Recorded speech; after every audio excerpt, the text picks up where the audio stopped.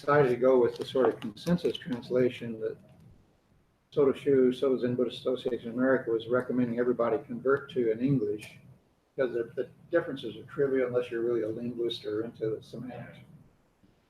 And so it didn't use the gerunds. It said to no world of sight, no world of this, no world, something like that. And so one of our guys was a technical writer, and he was the kind of guy who memorized the Lankavatara Sutra. And he would come in each week and recite from memory part of the Lankavatara Sutra, and then the next week he'd come in and recite the next part and comment on it. So he said, "Oh, then we're losing the gerund." It was a big loss to him. Yeah, that sounds like some fun linguistic talk there. We'll pass these around. If there's not enough, if you'll share them with your neighbor. We're live. If you want to take one home. Welcome to Atlanta Soto Zen Center. Sunday, July 27th. 20. Anybody know the date? Yeah, 28th. July 28th. The Dharma talk this morning is around contemporary teaching. It's one of the texts I've been writing. Its working title is The Razor Blade of Zen. It comes from an expression Matsuoka Roshi used. He said, Zen is like the razor's edge. That when you're sitting, everything will come up. He said, just keep cutting through, like the razor's edge. Just keep cutting through, was his advice. So somebody used the razor's edge as a famous book or story. I can't remember. The novel by Somerset Maugham. Somerset Maugham.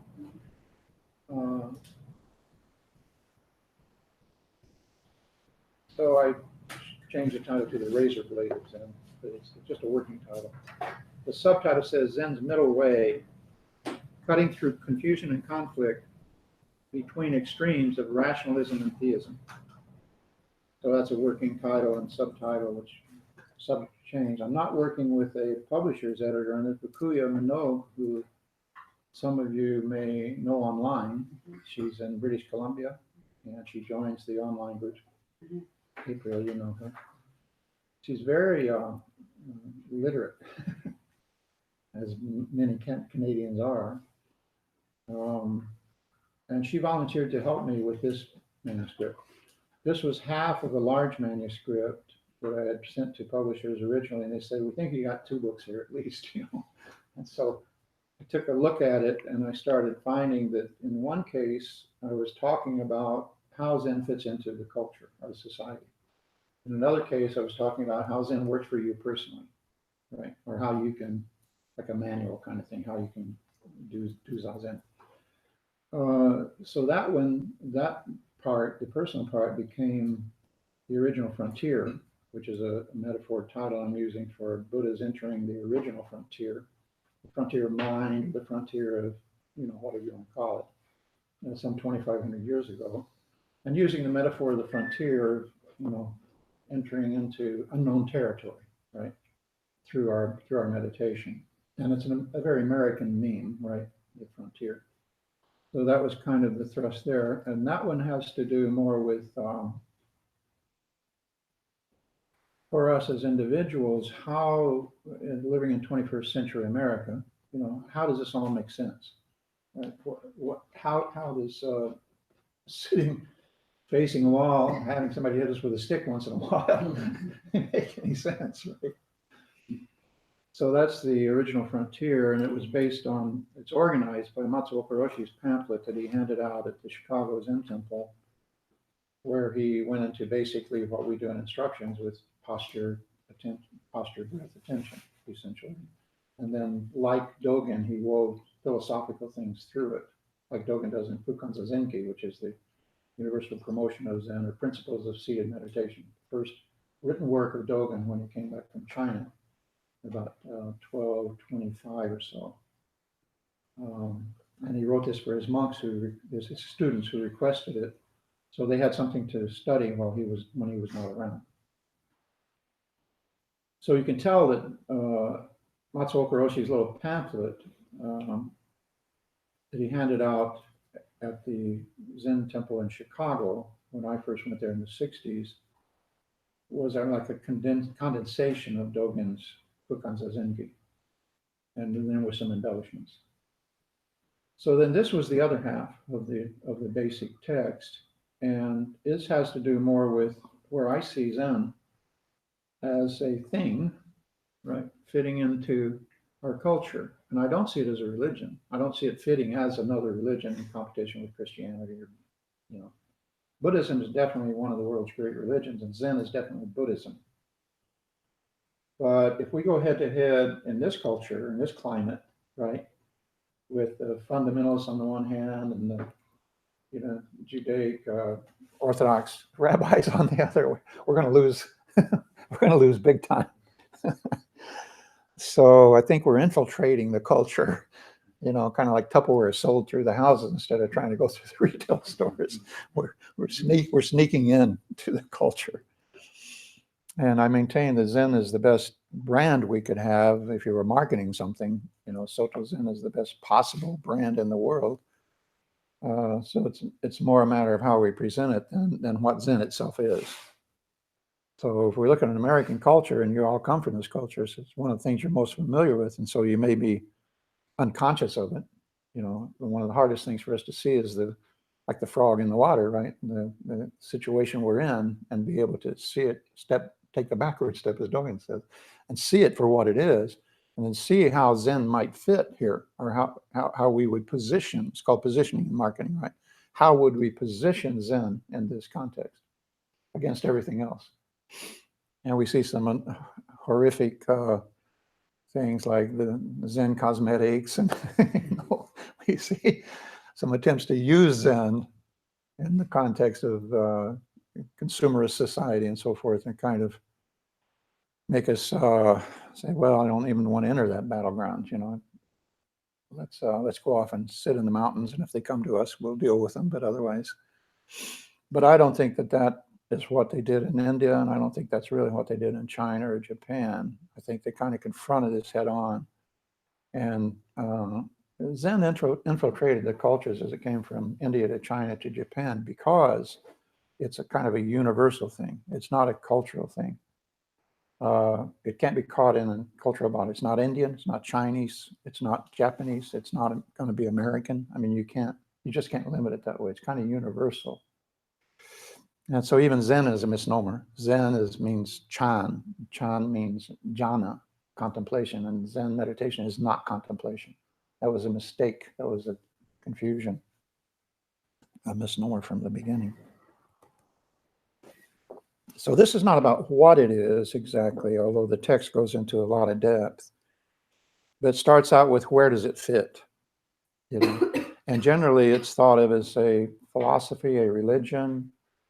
Alan Watts was one of the first scholars. He was a student of Daisetsu Suzuki, who some of you may have heard of, Suzuki Daisetsu, DT Suzuki, who did a lot of the initial introduction of Zen to America and wrote several books that were very influential. Alan Watts was his most famous student, American student, and he had a TV show. And so he popularized Zen. But the Zen that they popularized was Rinzai Zen. It was all about the koan practice and all about the magical riddles. You know the sound of two hands clapping. What is the sound of one hand? So that became an early fascination in America with those puzzles, with that way of thinking and dichotomy. And, you know, Watts himself was not a practitioner. Suzuki apparently practiced meditation, but within a Rinzai context, if you read some of his works. So we got off on, you know, I call it the Watts curse, because I think it put us off on kind of a bad footing. He said, it's not a psychology, it's not a psychotherapy, it's not a religion, or he said, it's not a religion. How did he say this? I think he said, it's not a religion, not a philosophy, it's more of a psychotherapy. And I think that was a curse, because now it's kind of gotten gooballed into psychology, and, you know, I think the wedding of psychology and Zen is an ugly baby. I just don't think what it's about. In some ways, yes, of course, we all want to be normal, right? So psychology is trying to help us be normal. So any questions before we go into this or comments? Did anybody have any personal announcements that they didn't get to make earlier? They'd like to make, just let people know what's happening. Okay. So this is kind of the spine of the book. The very first chapter goes into comparing rationalism, theism, and Zen. I'm going to go back to the preface a little bit later. Heartfelt expression of my personal faith and confidence, this whole essay, but the casual reader may not share my enthusiasm. It pays to be skeptical in matters concerning our deepest aspirations. So I make the point that Zen practice begins with a re-examination of the familiar. So in the chart, I list questions asked. And how many have seen this before, by the way? Some of you have seen it before. We hope it's not too redundant. The questions we ask, the problems as we define them, the attitudes nurtured. You can hear a bunch of this language coming from design thinking, right? Problem definition, problem solution, that kind of thing.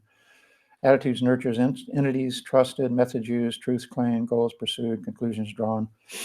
And if you look at the methods used, for instance, in experiment in rationalism or science, being sort of the tip of the iceberg of rationalism, prayer being that of theism, and meditation being that of Zen. So somebody said prayer is asking God questions, meditation is listening to the answers, for instance, some joker. Then the question asked, I think I came to this conclusion that you can make arguments, and one of our more scientific or literate readers, who is himself a philosopher, said how is sometimes why, and why is sometimes answers how, and so forth, back and forth like that. So I put in a little caveat that he sent me about that in that section. But in general, I think we could pretty much agree that science answers how questions, how things work, how things got to be the way they are, which if you look at Buddhism's 12-fold chain of causation, that's Buddha's expression of how things got to be the way they are. And so that's one of the conclusions now at the bottom that are drawn. Co-arising is Buddha's 12-fold chain. It's very much kind of an answer to the how things got to be the way they are question, right? How do things get to be the way they are? How questions like that, how things work, why are the philosophical or religious questions that we try to answer where there's probably no evidence for the answer, right? You don't need evidence for the answer. You might have rational argument. You might have testimony from people. Who, what, where, how, why, and when. Those are the journalist questions, right? And some of these evidence and testimony in court, for instance, will be taken as actual evidence. Preponderance of evidence will convict you of murder or something. So they're not unimportant questions. We're not dissing or downplaying rationalism or theism here at all. But if scientists interpret their findings as answering the why question, then you start to have the religion of science, right? If you say evolution is fundamentally why things are the way they are, well, evolution is not a first cause, right? Evolution does not explain a first cause. It's more a matter of process. Evolution describes how things interact and how something happens to bring about evolution of species, right? Primarily. And we apply some of these to businesses too. We say there's evolution of business, and we say there's Darwinian survival in business. And you see the thesis, antithesis, synthesis formula of Hegel, for instance. Here's what's the existing thing, like department store. Something appears on the horizon, it's a discount store, right? So then that's the new antithesis, and it's competing with the thesis, the department store. So then the department store says, uh-oh, new sheriff in town, we got to pay attention here. So they start putting in bargain basements. They start discounting, as part of their operation. Meanwhile, the discount stores are successful, and they become more and more affluent, and they start becoming more and more like department stores. So eventually the two sort of glom together in synthesis, and that's the new thesis. Then online sales pops up on the horizon, right? So it's used as a model of evolution in that sense as well. So I think in Zen, the best way to phrase the question is what?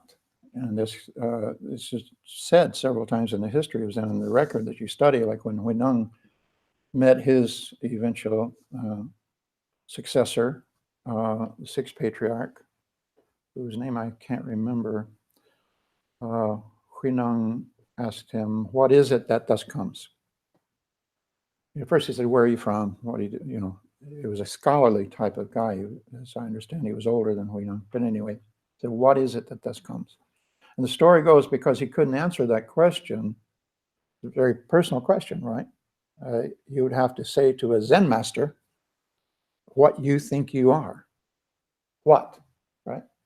Not who, not how or where, or whatever, those things. The easy questions. The hard question in philosophy is called the qual, Q-U-A-L, the what question, the what is it actually? What is existence actually? Or what is it like in its fundamental way? So the story goes, he practiced with him for 8 years, came back in one day and he said something to the effect of, to name it would be to miss the mark. After 8 years. And Huineng immediately says, is it dependent on practice enlightenment? So he says, it's not that there is not practice enlightenment, it's just that they cannot be defiled. That is, they cannot be reduced to ordinary understanding. So Huineng affirmed this, saying, you have this non-defilement, I have this non-defilement, this is the non-defilement that was handed down from Buddha's time on down, and this is what we're here to protect.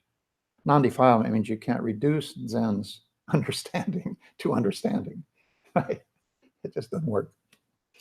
So anyway, I make those arguments, and what follows, I go into each of these sections in some detail.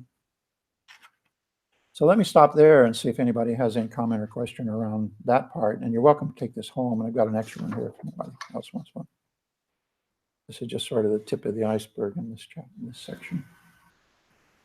Anybody? Anybody online? Okay. All perfectly clear. Are you going through all of these fields I do in the text. in the text? Yeah, definitely. Which one interests you there? Truths claimed identification. I'm not sure I understand. Yeah, that is kind of a hairy one. The one before it is a little more clear-cut, experiment, prayer, and meditation. And I think we could all agree that meditation is an experiment, right? Every time we sit, we're mounting the bench test again to see what happens, right? If we're doing it right. So it's experimental in attitude, but it's kind of like prayer because it's a big question mark, right? We're asking a big question when we sit in meditation. We're trying to find an answer that is not in words, that is not in concepts. We're trying to find an answer that is in experience, right? So it's a little bit like prayer, entering the presence of God, those kind of ideas from religion. It's a little like that. Buddha nature on a cosmic level is called Vairochana Buddha. I call this my Vairochana Rakusu because it's the indigo, dark, black, blue, and gold. That's what it's said to be the colors of Vairochana. Cosmic Buddha, meaning the whole universe expresses this reality. So how different is that from God? How different could that be from God, right? So you can draw some of these comparisons, but I don't wander into that in the sections on theism. They're just setting a kind of foil for talking about the difference in Zen, instead of trying to debate or explain Christianity or religion, theism in general. And I had Christianity in the beginning, and some good advisors said that you're not really talking Christianity, you're talking theism. It's much broader. And if you do Christianity, you're going to get in trouble, as some of our people who are trained in Christianity also tell me. So rationalism and theism. So that one, the method, I think, is a little simpler for us to look at and think about. And yeah, I can see that Zen is kind of in the middle, right? Kind of a balance. When it comes to truth's claim, predictability and verification is like all important in science, right? Even though the scientists will admit to you that there's no way possible to absolutely duplicate an experiment. It's just not possible, just as it's impossible for your zazen to be the same twice. It can't happen. So that's why they control the variables to such a degree that they do, that it's the highest approximation of duplicating the experience that somebody else did, and we're going to see if we can predict the same result. A simple example is your chemistry teacher may have had a bell jar of water, put some salt crystals in it, like stirred those up. You can see they're dissolving. And then the crystals are running around the bottom of the bell jar. They won't dissolve anymore, so it's saturated. So then he turns on the Bunsen burner, right? Heats up the water. Then you see these crystals start dissolving now because it's hot and the water is moving. So he's demonstrating a change of state, a certain kind of experiment that chemistry teachers show you. So then at a certain point, he turns the Bunsen burner off and he passes a Petri dish around. One of my Zen students described this very event happening for him. And he was saying he thinks the progress in Zazen is like this. And what concentration means in Zazen is more like this than concentrating your mind on something. It passes the Petri dish around with one single crystal of salt in it. By the time all the students look at it, comes back, the jar is now cooled down some. He drops it in and instantly it changes to a solid crystal, the whole jar, like that. Right? Change of state. So it becomes from a liquid to a solid. So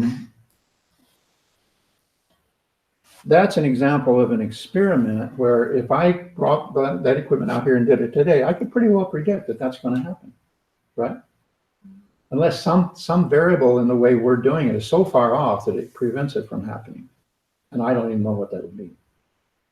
So predictability, experiment is what we rely on. The method that we use is experiment, and the truth that we claim is I can claim that if you do that experiment, that jar of supersaturated salt water will instantly change to a solid crystal. I can predict that. And I'm not sure there's ever a case in which that won't happen. That's pretty good predictability, right? 100%. Now, other ones like lensing through space of light, you know, that Einstein predicted, it took a whole lot more equipment and stuff to prove, a lot more math. So then belief, does anybody need an explanation of the truth claimed as a belief in theism? It means it needs no evidence, right? I mean, it's not that simple, but okay. Then identification, this comes from Buddha's teaching, I can't remember which sutra. He claimed that superior to scientific truth and superior to religious truth based on belief is self-identification with the truth through experience. So if you have the experience that Buddha described as well as he could in words for his students and taught, remember, he didn't teach them, let's see, what's the best way to say it? You can't teach somebody music, right? You can't teach somebody art. All you can teach them is how to apply the method, right? If you sit at the piano and play and play and play, and if you do it long enough and well enough, eventually it will become musical. In the beginning, it's not musical at all, right? Same with art, same with anything else we can think of. But through repetition, something becomes true. It becomes true music, truly musical. This person is a master. They sit down, play the piano, it makes you weep. Right? It's just so beautiful. So I think we can use a simple analogy like that to say meditation is like that.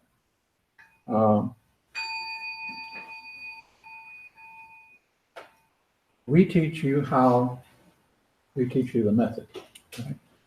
It's up to you to apply it. A coach can train an athlete, but if the athlete doesn't do the work, no amount of coaching is going to help. Not going to get any better. So meditation is like that with the repetition factor. And you could say Zazen starts out as imitating others, your teacher and others, but there's a turning point at which it becomes true Zazen, or what it calls shikantaza, means just precisely sitting. It becomes the real thing. Everything else has been left behind, dropped off, and what you're left with is the actual experience of Buddha sitting in meditation. This is what we think happens. So Buddha described it as being self-identification with the truth. What that means is that you have to have surrendered your self-identification in whatever conceptual mode you have it up to that point, right? Sokean was Renzai. He was a student of Soen Shaku, who introduced Zen to the West, a religious convocation at the end of the 19th century, the late 1800s. And Sokean either came back or stayed behind. He ended up setting up in New York and what became the New York Zen Institute. And he said his people came to him were Jewish or Christian, and they didn't know anything about Zen in those days. It must have been wonderful to have people who didn't know anything about Zen or Buddhism. So he studied Christianity, and he said what he found, the commonality, the bridge between the two systems, two great religious systems, was that Buddha came along 2,500 years ago and taught a kind of compassion and wisdom that required the surrender of the self. You have to relinquish the self. Well, we understand this in Zen to be the constructed self, the conceptualized self. The true self is what remains when we're able to relinquish the conceptualized or constructed self. The true self has to be what is left, right? And it's considered to not have the limitations of the constructed self. It's not white, it's not male, it's not all the things you can name, the attributes you can name about yourself. And so it's something that transcends this so-called self.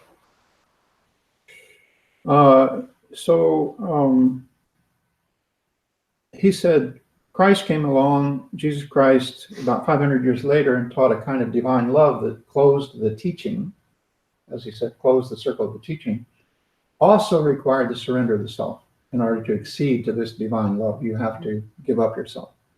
You have to be the sacrifice. So he said that's a great commonality between the two. So this self-identification with the truth means that the so-called self cannot survive it. That makes sense. So is that clear enough on that? Because you're giving it up. Give it again. Because you're giving it up. You can't survive, that's what you mean. The self, the constructed self going in, Buddha jumps into the telephone booth, closes the door, comes out, stands revealed. Shakyamuni goes in, comes out revealed as Buddha. What sat down was Siddhartha Gautama. What stood up was Buddha. So that's what you mean, that the self, you no longer recognize the self. Still recognizable. Well, All the attributes and everything is still there. No. In your mind. Right. So So that it's a transformative kind of experience, similar to being reborn in Christianity, I think, and similar to some of those transformational epiphanies that the saints experience and so forth. So when you're saying that, as far as like, because I like the correlation with the Jesus kind of emanating divine love, and you're saying that it's essentially surrendering the self. Is it just because the recognition of the divine love is not recognizing that it's beyond the self? It's about the integration. That recognition is about the integration of. Soka was not saying divine love that Jesus taught is the same as the wisdom and compassion that Buddha taught. He's not saying that. Okay. He's saying that Buddha taught a kind of compassion, suffer with, literal meaning, and wisdom. Wisdom, for one thing, to know what is compassionate and what is not in terms of behavior. Right? Compassion sometimes looks like cruelty, tough love. Right. So he taught that you can, through this process of meditation, come to terms with everything in your existence, where you can come to feel the compassion, you might say, of the universe.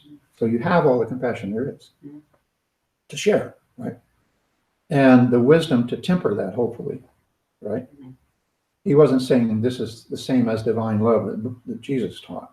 Okay. But he's saying both of those required in order to come to that, surrendering the self.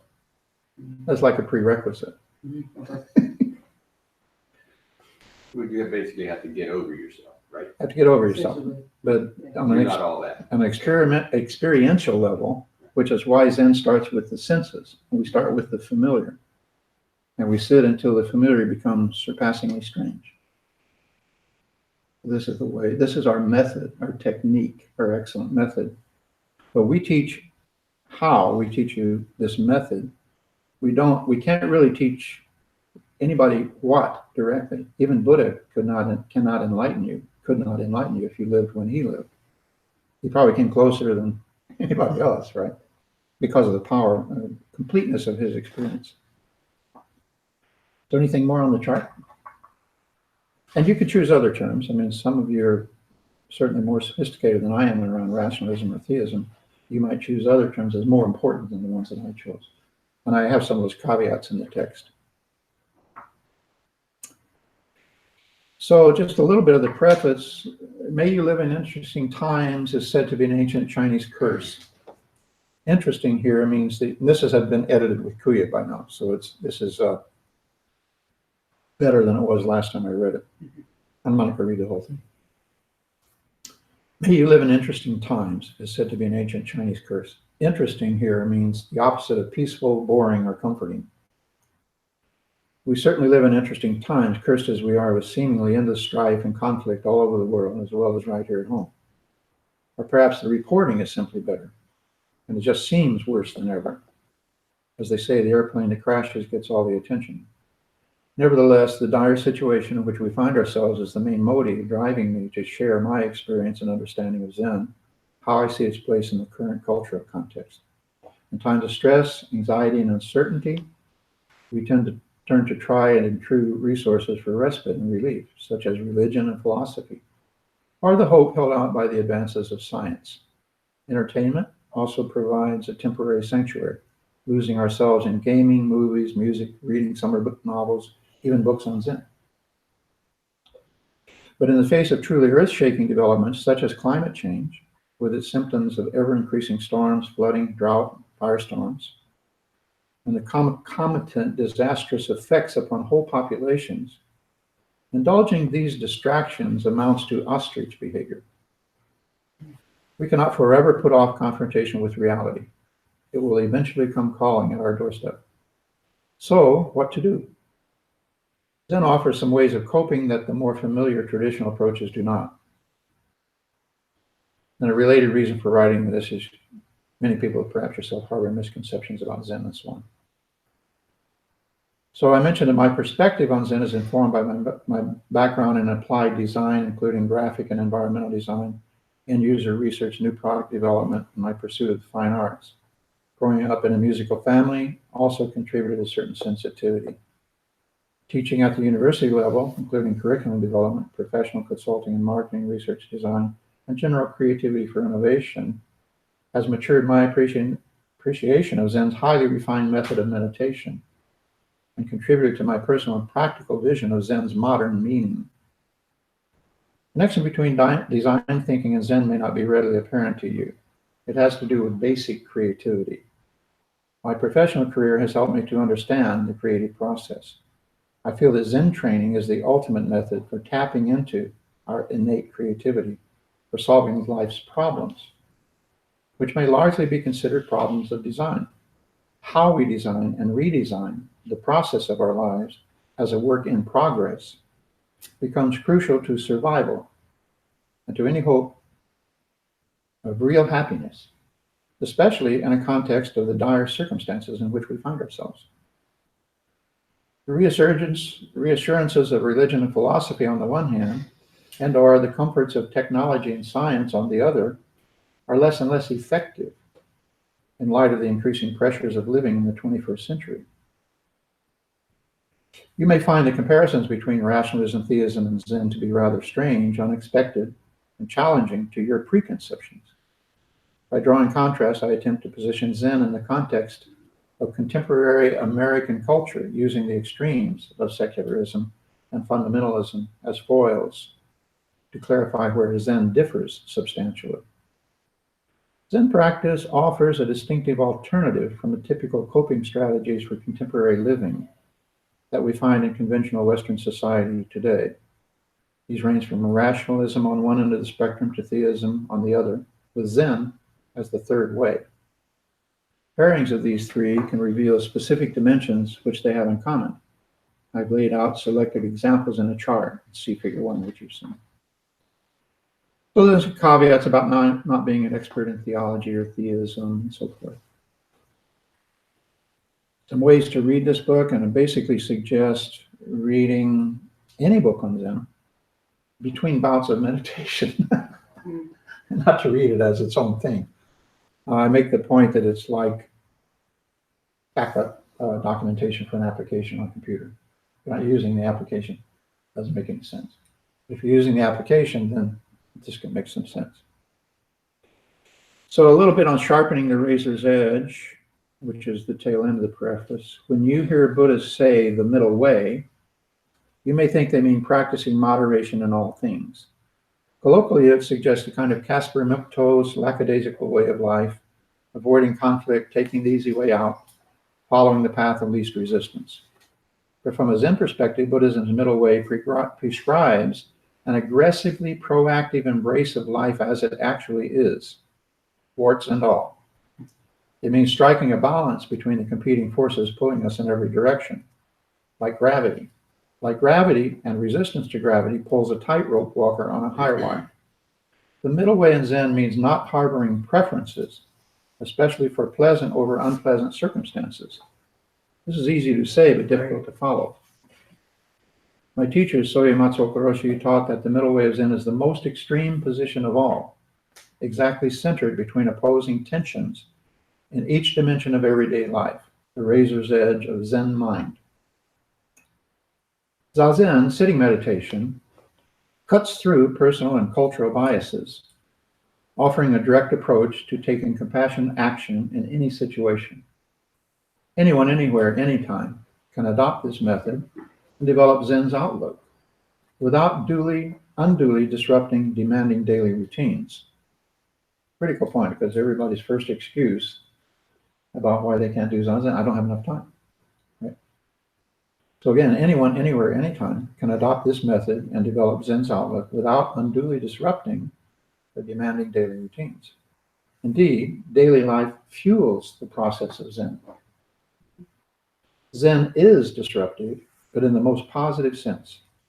What it disrupts is our habitually hapless way of coping with the vagaries of life. The very things that bedevil us come to be seen as the content of our practice. They become grist to the mill that refines our ability to understand meaning in life. As such, Zen, presents a radical, even revolutionary stance.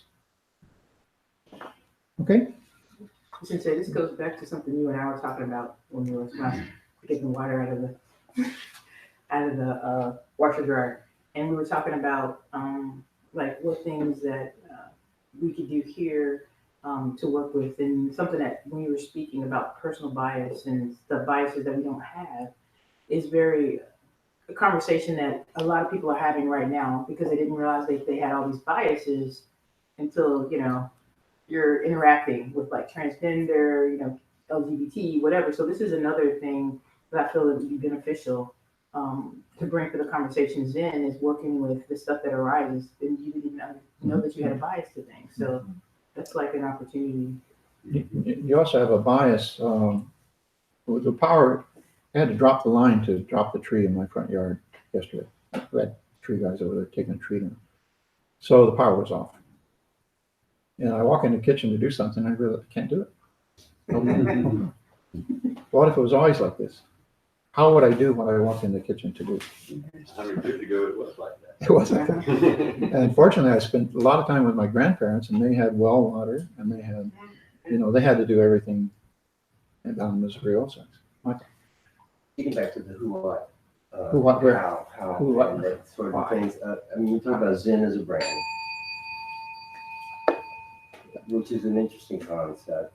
You have a marketing background, which is an interesting overlay to being able to spread the brand of Zen. the who is the part that I kind of want to share, which is the demographics. Brand is probably not a word that was used 3 centuries ago, but it is a word that is very much overlaid in our culture today. And I think some of us People have their own personal brand on yes online media now. And I also believe, that some of us who were baby boomers were always suspect of what would occur from the social media generation, the millennial generation. And, 20, 30 years later, what we have with the millennials is a generation of kind of pseudo-guruism, oversaturated. So are you Proverbs disappointed or are you confirmed in your? Well, and also out of a product of that, what we have is that we have a generation, and I'm talking demographics here. We have a generation that is a debating generation, where we have one opinion debating another opinion, and in conclusion to it all, 3 or 4 decades later, we come to find out that neither one is going to surrender to each other's viewpoints, so they're just going to battle it out. Now we have a generation that has come up with a term which is very Zen-like called woke. I don't know if you're familiar with the term woke. Yeah. Buddha was the original woke Yeah, Exactly. that's right. But I think if in history. if you take what is now the Generation Z, which is the first generation that has grown up with smartphones, a whole new breed of generation are inspiring to be woke. Mhm. And now when you post a concept on Facebook and everybody chimes in, it's a debate to who's going to out-woke each other. And if you got enough facts to support an argument of this or that, it's like, oh, I out-woke you. And hence, this is the demographics of our new. And the symbol is like boom. Yeah, a newer generation now. And I think, and I'm speculating to some extent, from a newer generation point of view, Zen is more of a verb than it is a thing. And I think a very likable term, because it's a very positive term, because you're really defining yourself. I'm so Zen right now. I'm chilling. I'm cool. And it does have a brand that is very laid back and cool and easily maneuverable. I also think that that is, in essence, to try to awaken the woke is really the challenge of the brand at this point in time. And I guess as I'm, and all this is in my opinion, and certainly can be easily debated, to brand Zen against ancient texts like Christianity and Judaism is a debate that will go on till the end of That's time. a loser in the beginning. But Non-starter. but with all religions, with all ancient texts, it is the new generation that is always the demographics. If you can instill Catholicism in a young generation, then Catholicism will grow and flourish. So I guess, having said a lot at the moment, to me, that is a focal point, this woke generation versus an awakening from Buddhism. So Zen is the original woke. Exactly, but I would think it would be a hard-pressed debate to convince the youth that that is the case, until you do. So how do the rest of you feel about what you said? Would maybe a suggestion, because like going back to some phrase or whatever, like you might want to provoke a student who's very eager. No, you don't want to provoke a student, you want to humble them. And maybe someone who's less eager and shy, you want them to provoke them to come to the path. So I guess maybe a way to, as someone who's right on the line of millennial and Z, to the Zen's brand would be to unwoke these folks. just like, that would be the brand. Which would be a very, I think probably to say it like that. Mhm. I mean, certainly that could be an intention, but to say it like that would be would create some kind of. We're inviting people to sit down and shut up, or sit up and shut down instead of what they're doing online, which is the opposite of that. And the last thing they're doing is shutting up. Yeah. Yeah, I think that the youth are actually very interested in these concepts that Zen brings up. I don't think that they're interested in the structured practice that we do here. And I think what the problem is that comes from that, and maybe it's not a problem. It's hard for me to see from, since I practice here, I think it's a problem, but it's that like the ideas of Zen get combined with other ideas that are actually fundamentally in competition with it. I went to DBT, dialectical behavior therapy, and they teach that actually is a combination of Zen ideas with psychology. The problem is that, in my opinion, this is the problem, that they teach mindfulness and compassion and meditation in combination with how to get your desires filled. Yeah. And I don't see how that's compatible. But yeah, and I think that there's apps and stuff that like they get these ideas confused to be able to brand them better for the youth. And what can we do to brand Zen in a way that still fundamentally ties all the appropriate ideas together? Yeah, that's a good creative problem. And then you have the app called Calm, right? And you just get I don't think you can do a minute it, of. present it the way it is, or you bastardize it. That's the problem. No, we have to keep it kind of. I'm not sure we have to do it this way, But yeah, right. but I don't know what else to do. Well, the way I would look at it, Zen, we deal with the mind and the body, leave the spirit to something else, soul, whatever, that goes to another place. But you look at these two things, mind and body, and I always loved that St. Francis of Assisi referred to his body as the mule. Mule. It wasn't really him. I mean, here he was dying of this very obscure form of tuberculosis, but he said, I'm still here, the mule is dying. And so he said, the body's not really me. Well, our minds aren't really us either.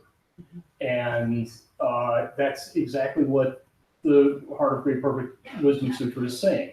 The 5 skandhas, everything your brain does is empty. Well, obviously it's not empty. Your brain is doing something, but it's not any more reality, and it's not any more you than your body is. So it's kind of the same thing. It's somewhere deeper beyond the 5 skandhas, beyond your senses, beyond what your brain does, beyond your emotional reactions. There is a deeper reality, and there is a deeper you that lives in that reality. Only way to get through it is by the hard work of sitting or some other similar practice.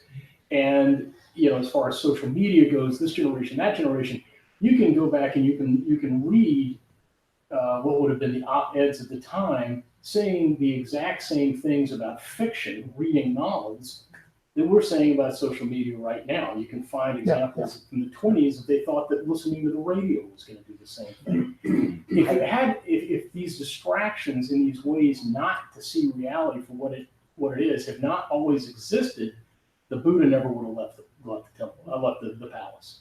I think that would. It's what drove him out of the palace in the first place. So if you want to finish, you want to give up. You want to give up what is the palace to you, what is distracting you from reality. Get to work and sit. But to your point, how do they know that a priori? How do they know that before doing it? Right. I mean, how do you introduce they still have to that? find out about it. Not everybody is ever going to.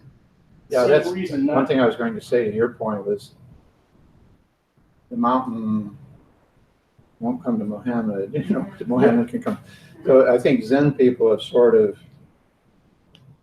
take a very jaundiced view of the potential of marketing Zen and creating a very highly efficient and effective way of marketing it in this context that we're in. Other than basically establishing the practice place and sitting here like a mountain And the people who show up on Wednesday night have somehow found their way here, and then we have an in, you know, we have an opening. Yeah. But for us to go out and spend lots of money on advertising, or, you know, Coca-Cola style, or try to, you know, sell water by the river aggressively, we're sort of creating the problem we're resisting. Okay, so I don't have a good answer other than what we're already doing. Go look at a great big oak tree.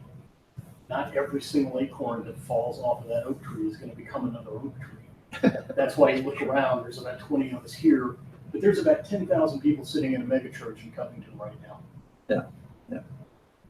Well, I just feel like there is a way to get to people, and it's not, you know, because these things, the social media, it's a form of communication. That's how people are communicating nowadays. You can take the good and leave the bad, but that's how people communicate. As So I said in here, I think these can be interpreted. Of course, if you have a hammer, everything looks like a nail, they say. If you're a designer, everything looks like a design problem. But I think these are basically design and communication problems. But yeah, we can do better. Okay. This is the last thing I'll say, and I'll turn it. I won't say another word. But the thing is what we're offering here is a lot of hard work. What we're offering here is really difficult. And everybody that's stuck through sitting this morning should pat themselves on the back just because you showed up and did it. Yeah. And so what we're offering is not comfortable. It's not fun. And it is a lot of hard work. and that's why it's so hard to market. It's so hard to market. And you can't lie to these people and say, yeah, come on in, man. You think- I would never propose to lie to them. No, but I mean, you know. Our motto, you think you're bored? Get some more. You know, Serving it out. I've even told beginners, I was like, look, nothing's going to happen for a couple of years if you're lucky. So, you know, I think the great divide between classic Zen and what we would call new Zen or Modern. modern. The millennials, the Z generation, anybody that is, I would say, younger than probably 40 at this point, they want, most, not all, want to be an activist. Believe that they see a problem, which they're, you know, start the list. There's a lot of problems. And they want to change it. And social media allows them to change it. Definitely Whether works. it's We quickly, can. whether it takes a while, whatever, it's an outlet. It's the voice, it's your voice being heard. And I think the older generation of Zen, being passive is the root of Zen. And they want to, a lot of people want to retreat to be calm, and just let things happen around them and just be Zen. Well, that's a popular misconception, I would say. Well, that's what Yeah. that's what the outside sees looking in, Right. and that's not appealing to the younger generation because they don't want to sit down and wait on anything to just Yeah. work itself out. They want to change it, You and see- I think Now. like now, right now, we need, you know, you want to march, go march. Mhm. The problem I see with both generations, both situations, is yes, passivity. Is that a word? Yeah. Doesn't change anything. That's and at some point you got to pick a side. That would be interesting, looking back at this kind of.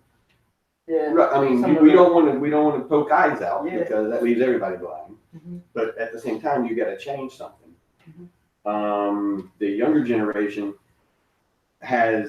they're too fickle about what they want to change. They do something, they think, okay, I did it, and now I'm going to move on to the next thing. Mhm. There's no staying power with it, you know, to see it through, to change it. So I don't know. You got to merge both. You got to make both, you know, to keep things going. You got it. Go back to Andrew and then Michael. Yeah, I mean, I just say that, you know, if you want to interest somebody in Zen, not necessarily market it, you know, hitting them over the head with a hammer, you give them the opportunity to step forward towards it rather than sell them. And we've tried to do that here a little bit, right, through the finding where Zen intersects with things that might be relevant to others, like Zen and creativity, or workshops that talk about that, or Zen and writing. Zen and martial arts. Zen and martial arts is another way that the people have come to it. So that's something to think about. What are those intersections that might open the door without it being open the door and let people walk forward. It's still not going to get everybody. This is not a mass market brand. Let's put it that way. If it's a brand. Can I say something from the people online? Yeah, but Oh, then sorry. I'm gonna get Michael before you I burst. just want to say first, Kevin Shoemaker says, I might suggest that to brand Zen is to suffocate it in its sleep and to try to set its corpse. Practice is lived and therefore modeled. Yeah. Michael first, and then we'll get Chris. To touch on your part about activism, and I totally agree with the millennial concept of activism, but I think there's a delusional aspect to activism in this day and age, which is I have a Facebook, if I see a Facebook page that is a protest global warming, I like that page, and therefore I have done my duty today. And liking a page on a protest isn't actually real activism. In my opinion, the way to market Buddhism, and this is again my opinion, is to do what Buddhism always does, which is to bust delusion. So what? Bust delusions. Pierce the veil. Pierce the veil. And I think there is a lot of delusion that is a market, which is fair game to be busted in this. Well, I think we're mixing personal and social because you can't bust anybody else's delusion. So if you, the idea of the time on the cushion is so you get straight. And then if you're straight, you can probably lead others, or you're less likely to mislead them. So I think we have to keep in our minds, keep the personal, social dimensions of it separate. And I think that's what Annie's talking about. Zen is great, but people perceive it this way. So how do we manage that social interface better? Curtis. Justin. I'm sorry, Justin, you're new. It's the same letters, same vowels. Pretty close. I'll give it to you. That's all right. I'll give it. Wait till you're my age. I feel it already. Just a note on woke, maybe a historical note, I guess. The term is older than just like the millennial. I think it's like mid-90s, and it came kind of from like hip hop street culture, if I remember right.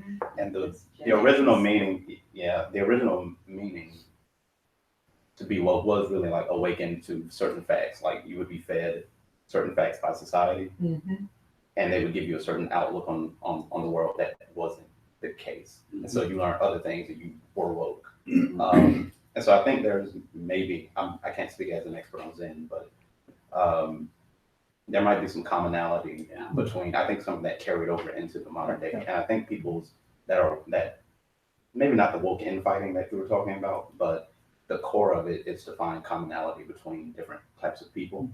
And the same people, ultimately, is actually a commonality there. And I think, at least for me, what brought me to Zen practice, meditation in general, a long time ago, was being able to find some kind of common truth that holds for all people. And I think that's a shared interest. And if you can tap into that, then you found the connection, which is human connection. I mean, So what I hear you saying is woke is like seeing through seeing the delusion. I mean, the delusion of the public, conventional memes and wisdom and so forth, And seeing through it, and you're woke. And Buddhism approaches that on a personal level, seeing through the delusion that's built into your actual senses, into your actual consciousness. So the two are, I think, parallel. He said it, that's it. I just wanted to kind of make the correction that the woke actually did come from Generation X. And I haven't heard anyone talk about Generation X. And although it's like the smallest cohort, and it turned out to be, we turned out to be, I'm actually on the cusp of Gen X and Millennial, so Zennial.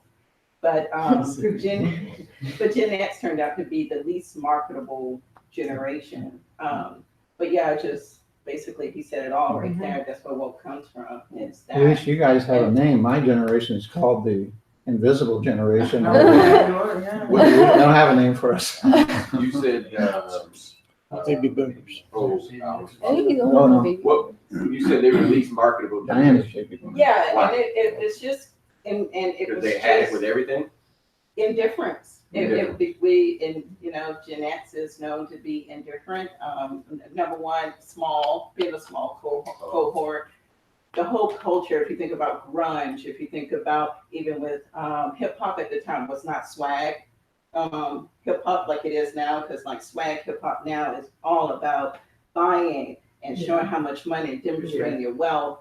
But hip hop back in the 90s, if you think about Public Enemy, if you think about all the other guys out there, it was all about social consciousness and dealing with what was happening in the streets, particularly with authorities, you know. So it's anti-authority.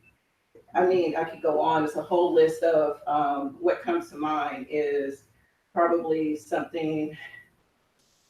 I'm trying to think here, but yeah, just anti-authority. Just I think it should be said that people come to Zen as they mature.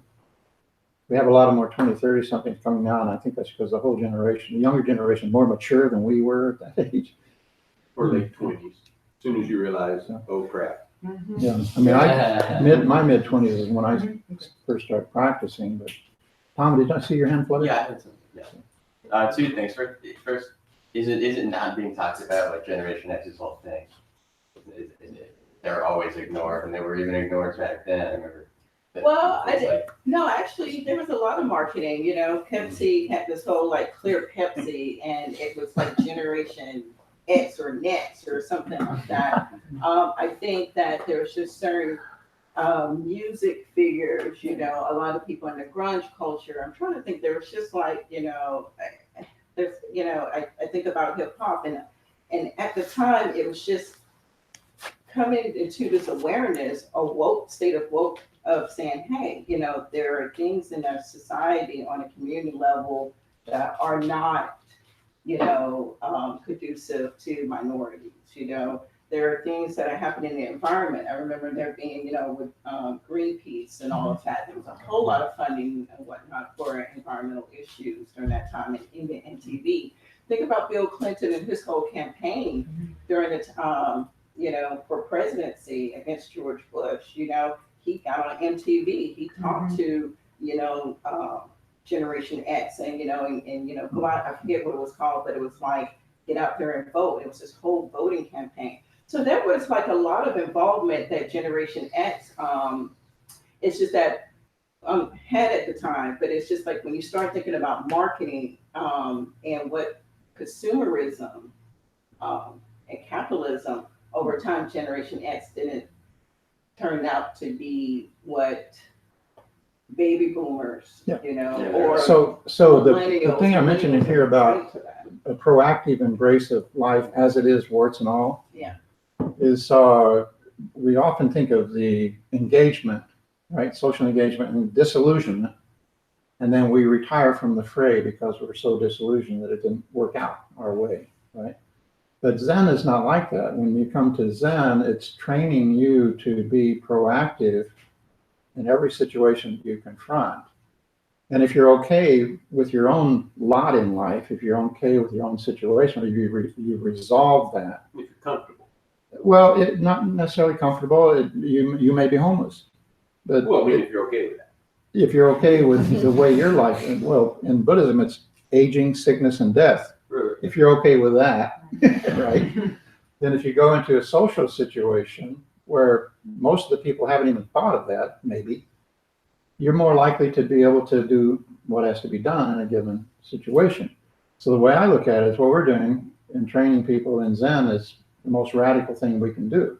We're training armies of people to go into their lives and do whatever has to be done in their circle and in their lives. That's like, you know, spreading waves on the surface of the pond, the ripple effect kind of thing. So I don't think we're doing anything wrong. I don't think we're doing anything we shouldn't be doing. And I think when you come to train in meditation, it's the most radical thing you're doing in your life at this moment. And surely it's going to have an effect on everything else in your life if you keep at it, don't give up. So that's the theory behind what we're doing here, propagating Zen. Why would you bother? It's not because it's a cause. It's not because it has social ramifications, but I don't think you can deny that if we all become Buddhists, it's going to have some pretty big social ramifications. Tom, you have one more So thing? the other thing that I would really want to communicate to people who are looking into Zen is like what it really means to have a religious practice, and what Zen and meditation have to do with a religious practice. And I remember when I first found out about the Book of Changes, which is like a Chinese sort of fortune telling divination thing that became a big thing for me for years. I read an essay by Carl Jung about it that he'd written for a German audience in the 1920s. And he basically said, like, fortune telling seems weird to you. Like, I know that you don't understand why you would do this, but just keep in mind that this is something that people have been doing for thousands of years. And that when you sort of commune with this thing, you are communing with a practical experience that people have been doing as, and it's an interior experience. You're not going to be able to communicate it, but it has some value to people. And meditation is the same way. It's Like a a religious feedback. practice. Feedback. And you're participating with a real lived historical experience that people find value in, even if they can't express it. The horoscopes. Yeah. I mean, it's kind of general random. Just There was a question during one of the beginners nights I was at last week before. And the woman asked a very super practical question, just getting back to practicality and maybe what people are interested in. And she asked the room, for those of you that have been doing the practice for a while, have you seen a positive impact on your behavior or your relationships with others? And that sort of practical level, I think just person to person level, why would I invest my time doing this? There are a lot of practical type of answers that aren't available, and that might be primary ways to reach out to people. Because I mean, I don't think people are unwilling to put in time to something, or like I don't think the younger generation is any less willing to put in time to things. That just doesn't, it hasn't tracked with the people I interact with. I mean, that's self-selection bias, but the people I interact with, younger people are okay. I mean, they're okay. Like, they're okay. But I think having a practical handhold just to kind of remind yourself why you do it, right? And that's, everybody needs that. every once in a while. one of the issues I've heard or expressed by others is that younger people are less interested in stuff than they are experience. And that's a positive. I mean, that's a benefit. That's a positive, and That's it's a a positive for Zen because we're certainly not offering stuff. And if you say to people, this is one of the main things that people have ever done. Like this is, like in order to sort of orient themselves, like people have been in doing, history, you mean? Yeah, in history. Like this experience of meditation is something that people have been doing in every culture in some form. And you're missing it in your religious life because it's not part of the American religious experience. But you're also missing in your cultural life because you're sitting in a car on an expressway at 60 miles an hour. Yeah. You're at the movie theater. You're to this, to that. So in the old days, for an experience, this is what you had. Yeah. There was no TV. There was no, right? So it's kind of returning to a natural power, you might say, that we have, or natural strength that we have. We have to go through something extreme, like having a room like this preserved for this function. We come here and sit facing you like, well, that's how bad it is. It used to be, if you were living in the forest and you had to hunt for your living, you were probably self-enlightened by your reality. And I think maybe another possible benefit we have just from living in the days we live in is I know I've heard older meditators, people in your generation, even before, talk about how hard it was to find other meditators, people into things, how kind of the Asian roots of things made this kind of unpalatable for certain sectors. There's a lot of resistance. We don't have that problem. Like, we just don't have that problem with younger people. We're used to multicultural. We take and borrow from each other because of the internet, social media, that kind of stuff. We take and borrow from other cultures all the time. We have the music, food, languages, rhythms, intonations. You can have friends from all over the world. You can have enemies from all over the world if you want. But I think there are things that make this not that hard market if you want to say market. I mean, it's yeah, you've got a lot of, I think there are a lot more benefits than maybe the heat of online arguments. It's like comment sections are very intense, and they can take your attention away from the people on the other side of the screen. Right. The internet is just, it's a mixed bag. It's whatever it exacerbates everything. The positives and negatives, the neutrals, like they all get more bright. They all get more, they pull you more, but it's not the truth. Like people are connecting more. So how are we doing on time? I'm not. Oh, we're way over. We're way over. But I just wanted to say that it's easier to show when someone is trying to fool you. I know this is hard to believe because, a lot of people don't do the research. Honesty is rewarded by, well, I mean, I guess it could go either way. You're talking online? Online, just the culture that we're seeing right now, because you can fact check anybody really quickly as long as you know where you're checking is truthful. You know what I mean? You can follow that rabbit down the hole and it'll go to Fox News or go somewhere and it'll just be propaganda. Or you can find that, this is exactly what they're talking about. Yeah, and then it calls out the BS a lot quicker, by having social media. Okay, well, let's just go around and see if there are any closing comments.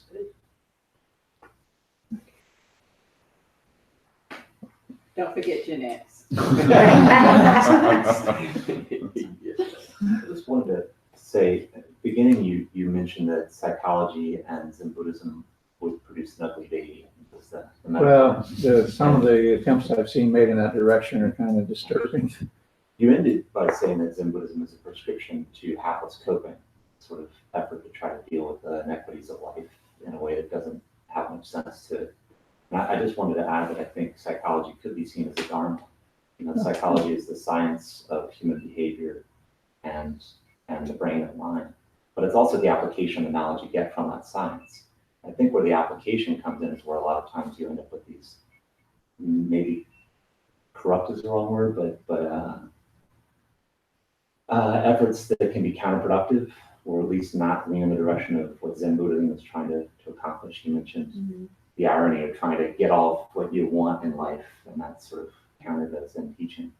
But psychological science has a lot to tell us. It is experiential based. It's meant to try to understand what is attention, what is the mind, what is the perception, what are the skandhas essentially, and what are the limits, what's the limits of attention. So I just thought I'd add that I think psychology has a lot to offer, even if there are some dangers. Oh, definitely. And Buddha was considered the first psychologist, and then he dealt with the suffering and what do we do about it? So he diagnosed, he did a prognosis, he recommended this therapy, this whatever, so he was like a doctor, medical doctor. And to Annie's point, I was thinking that I've lost my thought. But it was it is about getting to those personal needs. It's just that they're not the need for more jewelry, right? The need for more. It's like getting at what's underlying. I totally agree with you. Right. Yeah, but the needs they were talking, or the wants they were talking about, were far from the things you actually need. You have Maslow's hierarchy. You have to have food, shelter. You have to have all that, and then once you're okay there, then you can go for the higher needs. Justin, anything else? Michael? Thank you for having me. Thank you. Let's close with the closing verse, the 4 vows. We've done 3 times. Who's got the bell? There we go.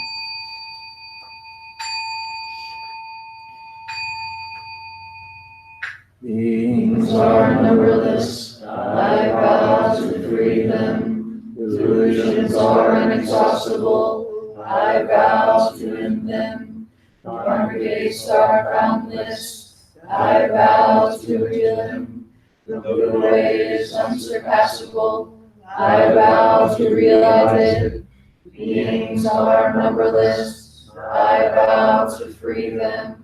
Delusions are inexhaustible, I vow to end them. Dharma gates are boundless, I vow to enter them. The way is unsurpassable, I vow to realize it. Beings are numberless. I vow to free them. Delusions are inexhaustible. I vow to end them. Dharma gates are boundless. I vow to enter them. The Buddha way is unsurpassable. I vow to realize it. Well, thank you for your patience and listening. Thank you for your support, your presence here, financial support, food, All the above. all the above. Please leave no traces. Take the paper home if you want and have an extra one. Otherwise, bring them back to the podium or the lectern, and we'll just leave them here. We'll keep them. Thank you. Can we get a volunteer to watch that? Wash cups, put everything back